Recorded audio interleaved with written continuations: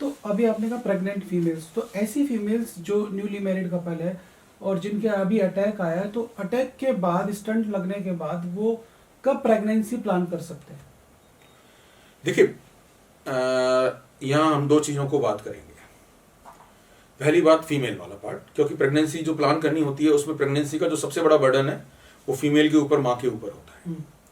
तो जब तक उसकी कार्डियक कंडीशन स्टेबल ना हो, कार्डियक कंडीशन स्टेबल होने का मतलब हमारे साइंटिफिक लैंग्वेज में NYHA क्लास 2, जब तक वो ना हो तब तक उसको प्रेगनेंसी प्लान नहीं करनी चाहिए।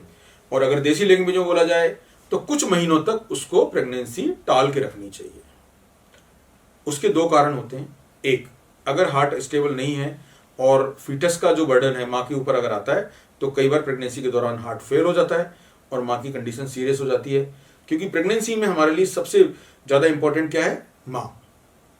बच्चा हमारे लिए बहुत इंपॉर्टेंट है लेकिन वो माँ के बाद है। तो माँ की सुरक्षा जरूरी है, यानी हार्ट की पंपिंग उसकी रिकवर कर जाए, हार्ट की पंपिंग थोड़ी सी बेटर हो जाए, 40% से ऊपर पंपिंग हो जाए और कुछ महीने हार्ट अटैक को आए हुए निकल जाएं, जब वो अपने नॉर्मल काम करने लायक हो, तभी उन्हें प्रेगनेंसी का सोचना चाहिए। फिर जो हार्ट अटैक पेशेंट हैं, जो एंजियोप्लास्टी पेशेंट माँ हैं, उनको ब्लीडिंग की रिस्क भी ज़्यादा रहेगी प्रेगनेंसी के दौरान, क्योंकि उनको खून पतला करने की दवाइयों की ज़रूरत पड़ती है हार्ट अटैक के लिए।